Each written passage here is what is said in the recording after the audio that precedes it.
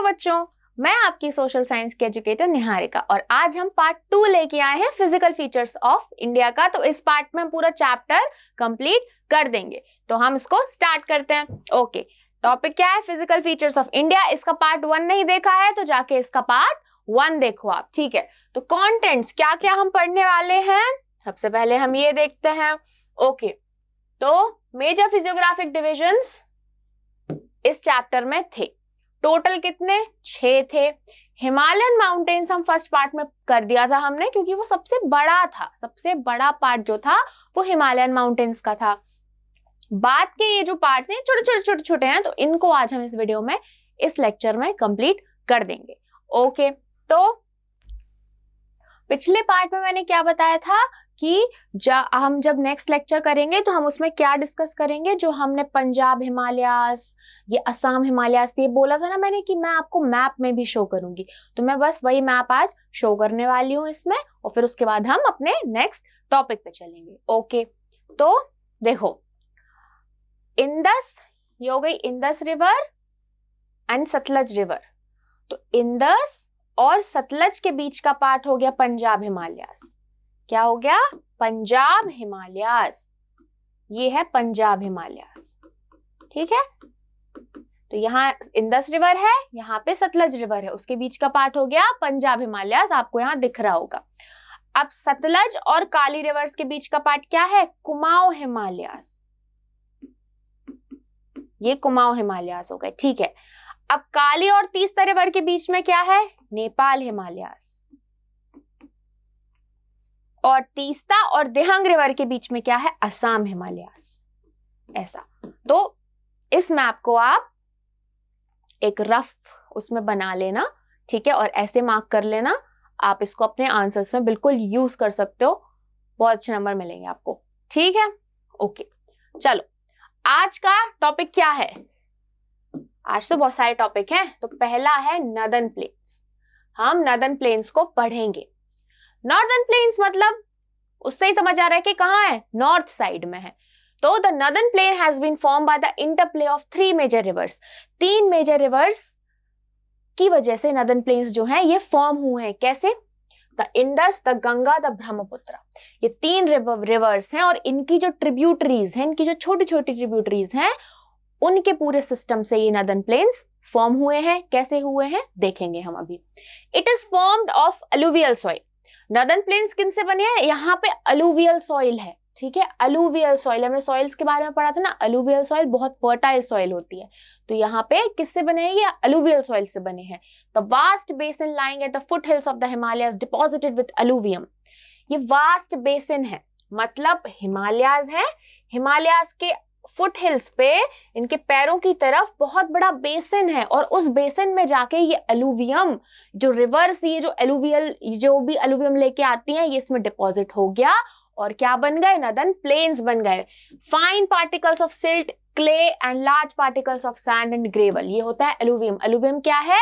Reverse अपने साथ क्या लेके आती है? फाइन पार्टिकल्स लेके आती है, सिल्ट और क्ले का। और क्या लेके आती हैं? सैंड और ग्रेवल लेके आती हैं। तो ये सब मिलके क्या बनाते हैं? एलुवियम बनाते हैं, ठीक है। और ये रिवर्स क्या करती हैं? ये एलुवियम लेके आती हैं, ये जो बेसिन है इसमें डिपॉजिट हो जाता है ये सब, और फिर विथ टाइम क्या हो जाता है? प्लेन फॉर्म हो जाता है, नॉर्दर्न प्लेन बन जाता है, ठीक है। क्या? With time, over a millions of years ago. ऐसा नहीं कि 2 साल उसमें बस डिपॉजिट हुआ और फॉर्म हो गया, नहीं, बहुत टाइम लगता है इसको फॉर्म होने में। Okay, area of northern plain कितना है? एरिया ऑफ नॉर्दर्न प्लेन है 7 लाख स्क्वायर किलोमीटर। लेंथ है इसकी 2400 किलोमीटर, और ब्रेड्थ कितनी है? 240 to 320 kilometres. Okay, it is densely populated region. यहाँ पे बहुत ज्यादा पॉपुलेशन है। ये जो नॉर्दर्न प्लेन वाला एरिया है डेंसली पॉपुलेटेड है, बहुत ज्यादा पॉपुलेशन है। It is agriculturally very productive. अब बेटा यहाँ पे सॉइल बहुत फर्टाइल है। अब जहाँ पे फर्टाइल सॉइल होती है ना, वहां पे एग्रीकल्चर तो बहुत ज्यादा होता ही होता है, लोग बहुत एग्रीकल्चर करते हैं, तो यहाँ पे एग्रीकल्चर प्रोडक्शन बहुत ज्यादा होता है, ठीक है। तो एग्रीकल्चरली बहुत प्रोडक्टिव रीजन है, बहुत ज्यादा अच्छी एग्रीकल्चर यहाँ पे होती है। ड्यू टू रिच सॉइल, मैंने बोला ना यहाँ पे फर्टाइल सॉइल है, रिच सॉइल है, तो इसकी वजह से बहुत अच्छा एग्रीकल्चर होता है, एडिक्वेट वाटर सप्लाई है और अच्छा क्लाइमेट है। और ये सारी चीजें क्या करती हैं, ये सारी चीजें फेवर करती हैं और अच्छा एग्रीकल्चरल प्रोडक्टिविटी होती है। एग्रीकल्चर में ये मतलब फेवरेबल फैक्टर्स हैं, बहुत अच्छा इनको हेल्प करती है, सारे फैक्टर्स एग्रीकल्चर को हेल्प करते हैं कि एग्रीकल्चर एक्टिविटी क्या हो, अच्छी हो, प्रोडक्टिविटी अच्छी हो। Okay, the rivers coming from northern mountains brought a huge amount of eroded soil. मैंने बताया क्या करती है, रिवर्स आती हैं, अपने साथ अलुवियम लेके आती हैं, अलुवियम आता है, उसमें बेसिन में डिपॉजिट होता है और नदन प्लेन्स बन जाते हैं। तो क्या लिखा है, रिवर्स जो कहां से आ रही, नदन माउंटेन से जो रिवर्स आ रही हैं, ऊपर नॉर्थ साइड में जो माउंटेन्स हैं वहां से क्या रिवर्स आ रही हैं, ये क्या huge amount of eroded soil लेके आ रही है, मतलब बहुत सारी सॉइल अपने साथ इकट्ठे करके लेके आती हैं, जिसके कारण डिपोजिशनल वर्क भी होता है, डिपोजिशनल वर्क में हेल्प होती है।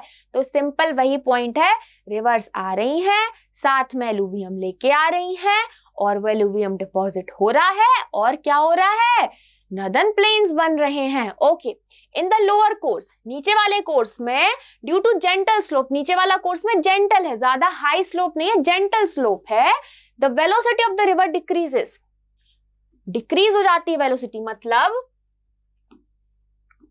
ऊपर से जब रिवर आती है तो यहाँ पे एकदम हाई स्लोप है ना, जो हाइट है ज्यादा है, तो हाई एकदम तेजी से रिवर आ रही है, उसके बाद यहाँ आते आते जेंटल होता जा रहा है स्लोप, स्लोप कैसा होता जा रहा है, जेंटल, मतलब स्लोप की जो हाइट है वो कैसी कम होती जा रही, तो यहाँ पे रिवर की क्या हो जाती है, यहाँ पे रिवर की स्पीड कम हो जाती है, ठीक है, स्पीड क्या होती है, कम हो जाती है, उसके कारण क्या होता है, रिवरीन आइलैंड्स बन जाते हैं, ठीक है। रिवरीन आइलैंड क्या है, an island form by the river, ऐसे आइलैंड जो रिवर बनाते हैं उनको हम रिवरीन आइलैंड कहते हैं। Okay, also in lower course river split into numerous channels, इस लोअर कोर्स में रिवर जो है ना बहुत सारे चैनल्स भी बना लेती हैं अपने, due to deposition of silt known as distributaries. क्या होता है, उसके पास रिवर जब बहुत धीरे चल रही होती है, उसके पास इतना ज्यादा अमाउंट ऑफ एलुवियम है ना, तो कहीं कहीं ना वो डिपॉजिट हो जाता है, कुछ जगह पे क्या हो जाता है, जैसे रिवर आ रही है तो कहीं यहाँ पे डिपॉजिट हो गया, यहाँ पे डिपॉजिट हो गया, तो एलुवियम डिपॉजिट हो जाता है। अब एलुवियम डिपॉजिट हो गया तो क्या चैनल्स बन गए, अब पानी कुछ इनके बीच में से निकलने लगेगा, फिर इनके बीच में से पानी निकलने लगेगा, तो उसके कारण क्या डिस्ट्रीब्यूटरीज बन रही, मतलब हमें ऐसा देखने को मिलता है कि मेन रिवर तो ये है और यहाँ पे आके ऐसी ऐसी ये डिस्ट्रीब्यूट हो गई, है ना, तो बहुत सारी ऐसी डिस्ट्रीब्यूटरीज ऐसी बन गई, तो हमें ये देखने को मिलता है। और ये कैसे बनते हैं डिस्ट्रीब्यूटरीज, क्योंकि डिपोजिशन हो जाता है, डिपोजिशन काय का, सिल्ट का डिपोजिशन हो जाता है जब रिवर की स्पीड कम होती है लोअर कोर्स में और बहुत सारी डिस्ट्रीब्यूटरीज बन जाती हैं। ओके, अब हम पढ़ेंगे नदन प्लेन के डिवीजन के बारे में, ठीक है। नदन प्लेन जो है वो 3 पार्ट्स में डिवाइडेड है, एक एक करके हम सारे पार्ट्स पढ़ेंगे। तो पहला पार्ट क्या है, the Punjab plains, second part है द गंगा प्लेन्स, फिर है द ब्रह्मपुत्र प्लेन्स, ठीक है। 3 रिवर के बेसिस पे याद रखो कि पंजाब प्लेन्स, 2 तो रिवर हो गई गंगा और ब्रह्मपुत्र, और एक रीजन के उस पे याद रख लो कि पंजाब प्लेन, ठीक है। पंजाब प्लेन क्या है, वेस्टर्न पार्ट है, Punjab plain is the western part of the northern plain, इसको हम कहते हैं Punjab plane.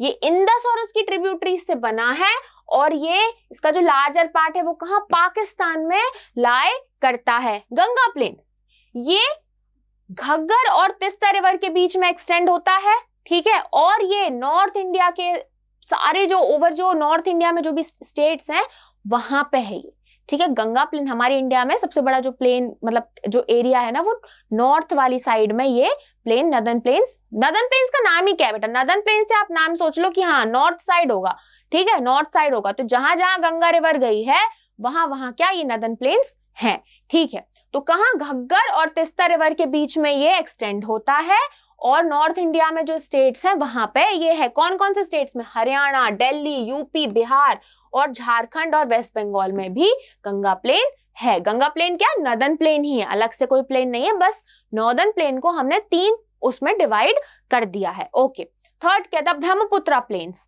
Lies in the east of Ganga plain, Ganga plain के ईस्ट में लाई करता है ये, ठीक है, मतलब यहाँ पे अगर गंगा प्लेन है, ठीक है, तो यहाँ पे ईस्ट में कौन सा होगा, ब्रह्मपुत्र प्लेन।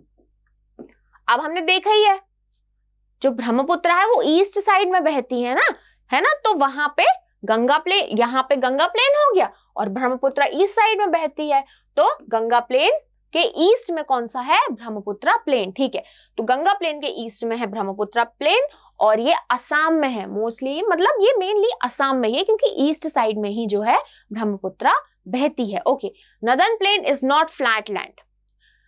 हमको बोला जाता है कि प्लेन मतलब एकदम प्लेन, नहीं, नदर्न प्लेन एकदम फ्लैट लैंड नहीं है, उसमें कुछ फीचर्स हैं। कैसे? बहुत सारे इसमें रिलीफ फीचर्स हैं।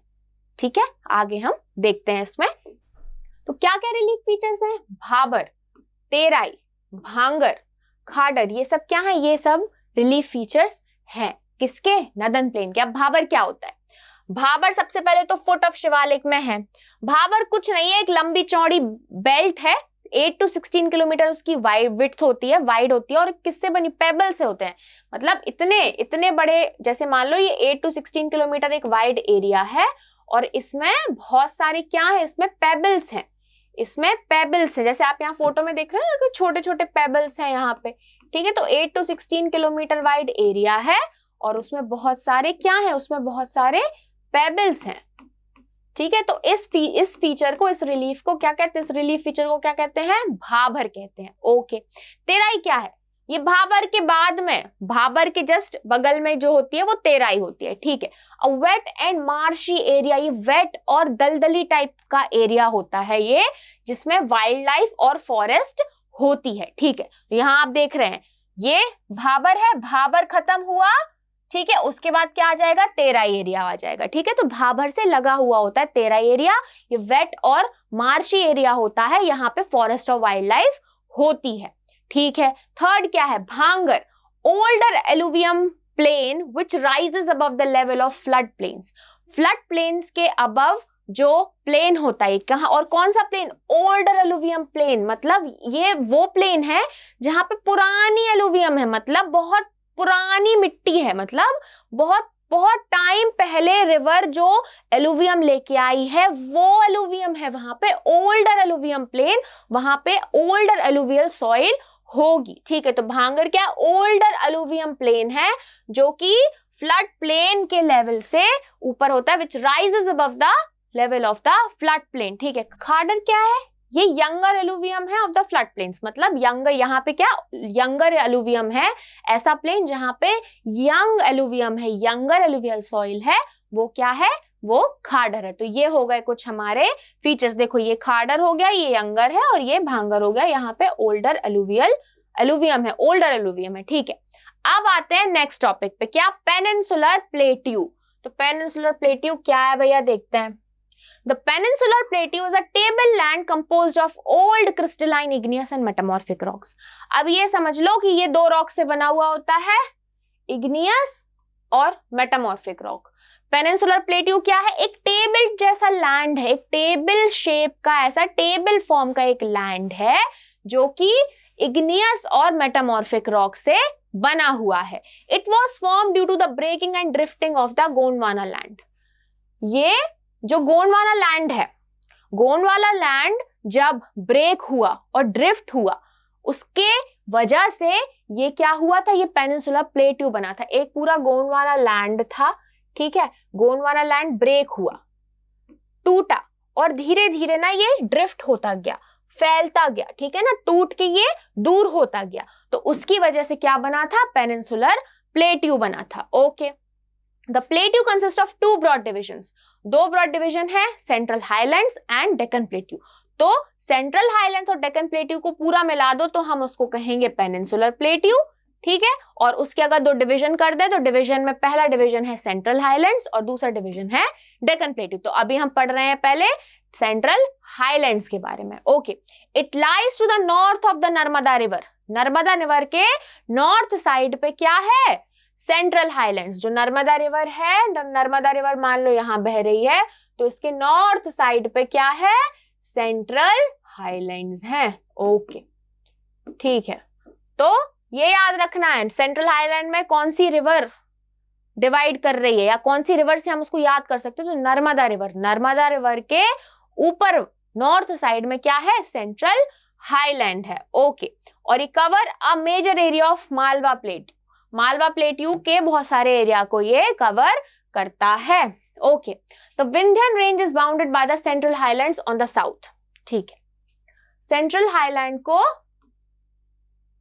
मतलब सेंट्रल हाईलैंड के साउथ में हमें विंध्यन रेंज देखने को मिलती है और नॉर्थ में हमें अरावलीज देखने को मिलती हैं। तो इसमें हम देख लेंगे नर्मदा है, ठीक है, उसके ऊपर हो गए सेंट्रल हाईलैंड, ठीक है, ओके।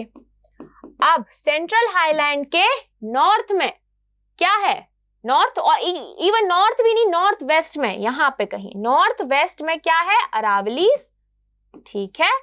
और साउथ में क्या है, साउथ में है विंध्यन, यहां पे विंध्यन, ठीक है, ओके।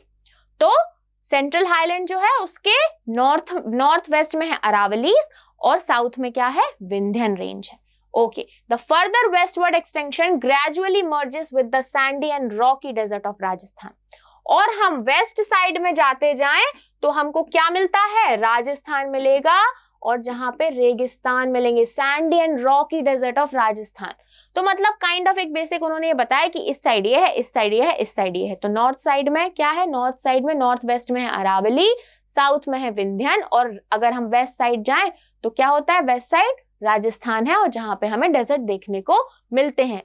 इस एरिया में रिवर कौन सी है, चंबल, सिंध, बेतवा और केन। जो सेंट्रल हाईलैंड है उसमें ये रिवर्स बहुत देखने को मिलती है, मतलब ये रिवर्स इस एरिया में है, चंबल, सिंध, बेतवा और Ken. The central highlands are wider in the west, west में ये ज्यादा चौड़े हैं और ईस्ट में थोड़े कम चौड़े हैं, मतलब वो बहुत नैरो हो जाते हैं, ठीक है। The eastward extension of this plateau are locally known as Bundelkhand and Baghelkhand. आप एमपी में जाओगे ना तो आपको एक एरिया सुनने को मिलेगा, बुंदेलखंड एरिया, बघेलखंड एरिया, ठीक है। तो जो ईस्टवर्ड मतलब सेंट्रल हाईलैंड में जो ईस्ट साइड वाला जगह है, जो ईस्ट साइड वाली जगह है, उसको हम क्या कहते हैं, बुंदेलखंड और बघेलखंड कहते हैं। द छोटा Nagpur plateau marks the further eastward extension drained by the Damodar river. छोटा नागपुर प्लेट्यू और ईस्ट में चले जाएं हम तो वहां पे हमें छोटा नागपुर प्लेट्यू देखने को मिलता है, ओके। अब हम आ रहे हैं सेकंड पार्ट पे। सेकंड पार्ट क्या था उसका, डेक्कन प्लेट्यू, ठीक है। पेनिनसुलर प्लेट्यू में दो उसमें डिवीजन हो गया था, सेंट्रल हाईलैंड और डेक्कन प्लेट्यू, ठीक है। तो ये सेकंड पार्ट हो गया हमारा Deccan plateau. It is a triangular landmass that lies to the south of the river Narmada. ये एक ट्राइंगुलर लैंडमास है, इसका ये समझ लो कि एक लैंड है जो काइंड ऑफ ट्रायंगल के शेप में है, that lies to the south of the river Narmada. अब नर्मदा के नॉर्थ में था क्या, नर्मदा के नॉर्थ में था सेंट्रल हाईलैंड और उसके साउथ में क्या हो गया, डेक्कन प्लेट्यू, ठीक है। तो ये चीज याद रखना कि जो पेनिनसुलर प्लेट्यू है उसको एक रिवर डिवाइड करती है, नर्मदा। नर्मदा के नॉर्थ में क्या है, नर्मदा के नॉर्थ में सेंट्रल हाईलैंड, नर्मदा के साउथ में Deccan plateau, okay. The Satpura range bounds its broad base in the north while the Mahadev, the Kaimur hills and the Maikal, या बेटा यहाँ पे ना ये पॉइंट नहीं, and the Maikal range form its eastern extension. कुछ नहीं है, उसके नॉर्थ में कौन कौन सी रेंज है, सतपुड़ा रेंज है, और उसकी ईस्ट में, ईस्टर्न साइड पे कौन कौन सी पहाड़ होते हैं, वो है रेंजेस है महादेव, कैमूर हिल्स और माइकल रेंज। इसको बस ये लोग ना बहुत टफ उसमें लिख देते हैं, इतना एक्सटेंशंस और ये वो ऐसा कुछ नहीं, सिंपल सा रखो कि क्या ऐसे याद रखा करो। जब ऐसा लगे ना कि एक्सटेंशन नॉर्थ में ये है और एक्सटेंड होता जा रहा है, ऐसा वैसा कुछ नहीं है इसमें, नथिंग। ये रखना है कि नॉर्थ में कौन कौन सी है, नॉर्थ में है सतपुड़ा रेंज, ठीक है, और ईस्ट में कौन कौन सी है, ईस्ट में है कैमूर हिल्स, महादेव और मैकाल रेंज, ठीक है। तो ईस्ट में ये रेंज है और नॉर्थ में सतपुड़ा रेंज है, बस इतना सा ये पॉइंट है, okay. It is higher in the west, west side में ज्यादा हाई है, ज्यादा ऊंचा है, एंड स्लोप्स जेंटली ईस्टवर्ड, जैसे जैसे ईस्टवर्ड जाएंगे तो उसकी हाइट कम होती जाती है। An extension of Deccan Plateau is also visible in the northeast, locally known as Meghalaya, Karbi Anglong Plateau and North Kachar Hills. जब जैसे जैसे हम नॉर्थ ईस्ट जाएंगे तो नॉर्थ ईस्ट में भी हमको डेक्कन प्लेट्यू का एक्सटेंशन डेक्कन प्लेट्यू देखने को मिलता है. क्या कहाँ है डेक्कन प्लेट्यू? मेघालय में हमें देखने को मिलता है, कार्बी एंगलोंग प्लेट्यू और नॉर्थ कच्चर हिल्स. ये सब क्या है? ये डेक्कन प्लेट्यू हुई है, ये डेक्कन प्लेट्यू के ही पार्ट हैं. It is separated by a fault from the छोटा नागपुर प्लेट्यू. छोटा नागपुर प्लेट्यू जो है उससे सेपरेटेड होता है एक फॉल्ट इस छोटा नागपुर प्लेट्यू और डेक्कन प्लेट्यू को सेपरेट कर देता है. ओके, आगे 3 prominent hill ranges from the west to the east are the. West से ईस्ट की तरफ जाएंगे तो यहाँ पे 3 मतलब मेन इंपॉर्टेंट 3 हिल रेंजेस हमें यहाँ पे देखनी है. 3 हिल रेंजेस, 3 पहाड़ टाइप जो हमें देखने को मिलते हैं. दैट इज गारो, द खासी एंड द जैंतिया हिल्स. ये बेटा इंपॉर्टेंट है, इनको नोट्स में लिख लेना. गारो, खासी और जैंतिया, ये 3 इंपॉर्टेंट हिल्स हैं, रेंज हिल्स हैं, ये जो हमें इस एरिया में देखने को मिलती हैं. किस एरिया में देखने को मिलती हैं? हमें डेक्कन प्लेट्यूज में. ठीक है, डेक्कन प्लेट्यूज में हमको ये देखने को मिलती हैं. A distinct feature of the peninsular plateau is the black soil area known as Deccan trap. यहाँ पे ब्लैक सॉइल बहुत ज्यादा पाई जाती है और इसको हम क्या कहते हैं? डेक्कन ट्रैप कहते हैं. Okay, the Western Ghats and the Eastern Ghats mark the western and the eastern edges of the Deccan plateau respectively. Western और ईस्टर्न घाट्स जो हैं, वेस्टर्न और ईस्टर्न घाट्स वेस्ट और ईस्ट को मार्क करते हैं. मतलब वेस्ट साइड पे वेस्टर्न घाट्स होंगे, ईस्ट साइड पे ईस्टर्न घाट्स होंगे. As simple as that. बस उसको सेंटेंस को सुंदर बनाने के लिए ऐसा लिख दिया है, कुछ नहीं है. वेस्ट साइड में क्या है? वेस्टर्न घाट्स हैं और ईस्ट साइड में क्या है? ईस्टर्न घाट्स हैं. ओके, आगे बढ़ते हैं. यहाँ पे अब डिफरेंस देखेंगे हम वेस्टर्न और ईस्टर्न घाट्स के बीच का. ठीक है, वेस्टर्न घाट्स कहाँ पे हैं? Western edge of the Deccan plateau. बीच मतलब डेक्कन प्लेट्यू है, उसकी वेस्ट साइड पे, वेस्ट एज पे क्या है? वेस्टर्न घाट्स है. ईस्टर्न घाट्स कहाँ होंगे? Eastern edge of the Deccan plateau. ठीक है, तो marks the western edge of the Deccan plateau, that is Western Ghats. Marks the eastern edge of the Deccan plateau, that is Eastern Ghats. Okay, they are continuous and can be crossed through the passes only. ये continuous है, मतलब continuous Ghats हैं, ये continuous है और सिर्फ passes, बीच में अगर पैसेज वगैरह होगा वहीं से हम इनसे बीच में से निकल सकते हैं. बल्कि जो ईस्टर्न घाट्स है वो कंटिन्यूअस नहीं है, मतलब एक घाट हो गया फिर बीच में जगह हो गई फिर एक घाट हो गया, तो इस टाइप से, मतलब ये डिसकंटिन्यूअस है. ओके, इररेगुलर है और रिवर्स निकलती है इनके बीच में से. ओके, हायर मतलब रिवर्स पास होती है इनके बीच में से. ये हायर है, ईस्टर्न घाट से ये ज्यादा हाई है. ओके, और इनकी हाइट कितनी है? 900 से 1600 मीटर्स की. ये वेस्टर्न घाट से लोअर है, एवरेज हाइट है इनकी 600 metres. This range is source of many large rivers. यहाँ से बहुत सारी लार्ज रिवर्स का सोर्स है, मतलब ये जो वेस्टर्न घाट्स हैं यहाँ से बहुत सारी रिवर्स निकली हैं, जैसे गोदावरी, कृष्णा एंड कावेरी. पर यहाँ ईस्टर्न घाट्स में से हमें कोई भी रिवर देखने को नहीं मिलती है. Western Ghats, it experiences orographic rain. यहाँ पे ओरोग्राफिक रेन होती है और मोस्टली समर में होती है बिकॉज ऑफ मॉनसून्स. मॉनसून की वजह से यहाँ पे रेन होती है. रिसीव्स रेनफॉल मोस्टली, यहाँ पे मोस्टली है, in winter season. Eastern Ghats में सिर्फ विंटर सीजन में हमें रेन को देखने को मिलती है. ईस्टर्न घाट्स में क्या, वेस्टर्न घाट्स में ओरोग्राफिक रेन होती है, मतलब मॉनसून की वजह से जो रेन होती है उसको हम ओरोग्राफिक रेन कहते हैं. तो वेस्टर्न घाट्स में रेन होती है कब? समर्स के टाइम पे मॉनसून की वजह से. और ईस्टर्न घाट्स में रेन होती है विंटर सीजन में. ठीक है, विंटर सीजन में होती है नॉर्थ ईस्ट मॉनसून की वजह से. Okay, the height of the Western Ghats progressively increases from north to south.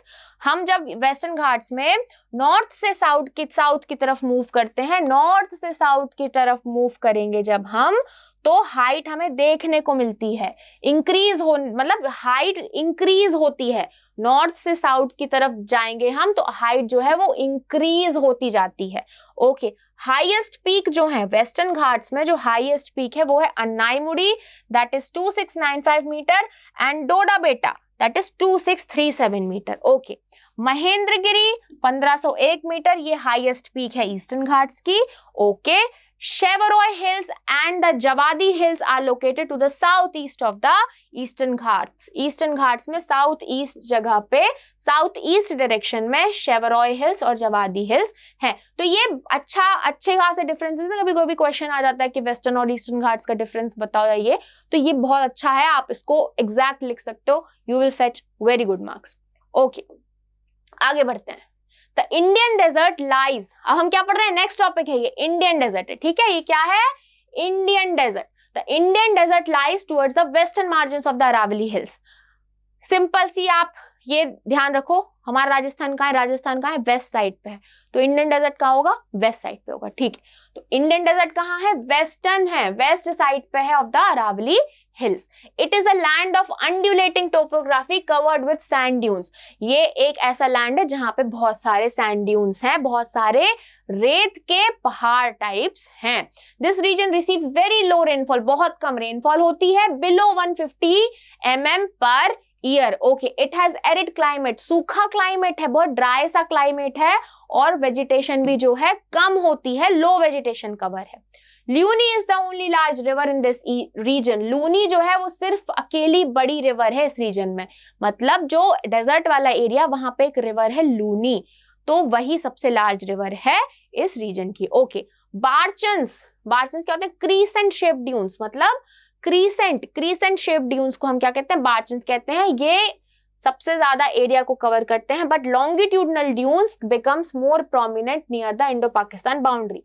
जो इंडिया और पाकिस्तान की बाउंड्री है वहां पे हमको लॉन्गिट्यूडनल ड्यून्स देखने को मिलेंगे ज्यादा, और बार्चन्स जो है क्रीसेंट शेप ड्यून्स वो ज्यादा एरिया को कवर करते हैं. मतलब अगर राजस्थान में देखें तो ज्यादा कौन से, ज्यादा बार्चन्स हैं, पर अगर हम इंडो पाकिस्तान बॉर्डर की साइड जाएं तो वहां पे हमें लॉन्गिट्यूडनल ड्यून्स देखने को मिलते हैं. ओके, नेक्स्ट टॉपिक है कोस्टल प्लेन्स. ठीक है, कोस्टल प्लेन्स क्या होते हैं, the narrow coastal strips flank the peninsular plateau. Narrow coastal strips flank the peninsular plateau running along the Arabian Sea on the west and the Bay of Bengal on the east. Arabian Sea किस side है, Arabian Sea है west side, और Bay of Bengal है east side. तो narrow strips हैं, छोटी छोटी ना, ऐसी छोटी छोटी स्ट्रिप्स हैं, छोटी छोटी स्ट्रिप्स हैं. इन मतलब जैसे ये इंडिया का मैप है, तो यहाँ पे छोटी छोटी ये जो स्ट्रिप्स हैं, ठीक है, ये हो गए हमारे कोस्टल प्लेन्स जहां पे कोस्ट होती है. ठीक है, तो क्या नैरो कोस्टल स्ट्रिप्स, छोटी छोटी नैरो लैंड की स्ट्रिप्स हैं, और कहां पे, अरेबियन सी, ईस्ट वेस्ट की तरफ अरेबियन सी है, तो अरेबियन सी की तरफ जो छोटी सी लैंड की स्ट्रिप है, और बे ऑफ बंगाल की तरफ जो छोटी सी लैंड की स्ट्रिप है, उसको हम क्या कहते हैं, कोस्टल प्लेन कहते हैं. तो ये जो यहाँ पे अरेबियन सी है और यहाँ पे बे ऑफ बंगाल है ना, तो यहाँ से जो छोटे से लैंड की स्ट्रिप को कह दिया उन्होंने क्या, coastal land. Okay, it consist of three sections. 3 sections होते हैं. The northern part of the coast, the northern part of the coast is called the Konkan. जो नॉर्थ पार्ट है कोस्ट का उसको हम कहते हैं Konkan, that is Mumbai to Goa. The central stretch जो बीच का पार्ट है उसको हम कहते हैं कन्नड़ प्लेन, और जो सदर्न स्ट्रेच जो साउथ का पार्ट है उसको हम कहते हैं Malabar coast. Okay, the plains along the bay of Bengal, जो बे ऑफ बंगाल की साइड जो प्लेन है, जो बे ऑफ बंगाल की साइड जो कोस्टल एरिया है, दैट इज ईस्ट. मतलब बे ऑफ बंगाल कहाँ है, याद रखो, बे ऑफ बंगाल कहाँ है, ईस्ट साइड, अरेबियन सी कहाँ है, वेस्ट साइड. तो ईस्ट पार्ट में जो प्लेन है वो वाइड और लेवल है, मतलब बहुत चौड़े और एक से है, समान है, लेवल है. ठीक है, तो इसमें कहाँ पे हम देख रहे हैं, ईस्ट साइड. तो ईस्ट साइड में ईस्ट का भी जो नॉर्दर्न वाला पार्ट है उसको हम कहते हैं नदन सरकार, और जो सदर्न पार्ट है उसको हम कहते हैं कोरोमंडल कोस्ट. ठीक है, लार्ज रिवर्स जैसे महानदी, गोदावरी, कृष्णा एंड द कावेरी, ये बहुत बड़े बड़े डेल्टा बनाती हैं. यहाँ पे बहुत सारी कौन सी रिवर्स देखने को मिलती है, महानदी, गोदावरी, कावेरी एंड कृष्णा, ये रिवर्स हमें देखने को मिलती हैं, और ये बड़े बड़े डेल्टा फॉर्म करती हैं ईस्ट कोस्ट पे. यहाँ ये वाला जो कोस्ट है ना, यहाँ पे बड़े बड़े डेल्टास देखने को मिलते हैं इन रिवर्स की मदद से. ये रिवर्स यहाँ पे डेल्टास फॉर्म करती हैं. Lake Chilika is an important feature along the eastern coast. East coast में लेक चिलिका भी देखने को हमको मिलती है। ओके, अब नेक्स्ट टॉपिक है द आइलैंड। आइलैंड क्या है? पानी के बीच में जो लैंड है उसको कहते हैं आइलैंड। लक्षद्वीप, हमें हमारे इंडिया में क्या देखने को मिलता है? कौन से आइलैंड्स देखने को मिलते हैं? देखते हैं। The Lakshadweep island group in the Arabian sea is close to Kerala. ठीक है, अंडमान और निकोबार आइलैंड देखने को मिलते हैं, लक्षद्वीप आइलैंड देखने को मिलते हैं, जो केरला के पास है और जो अरेबियन सी में है उनको क्या, वो कौन से हैं? वो है लक्षद्वीप ग्रुप ऑफ आइलैंड। मतलब लक्षद्वीप आइलैंड्स कहाँ पे हैं?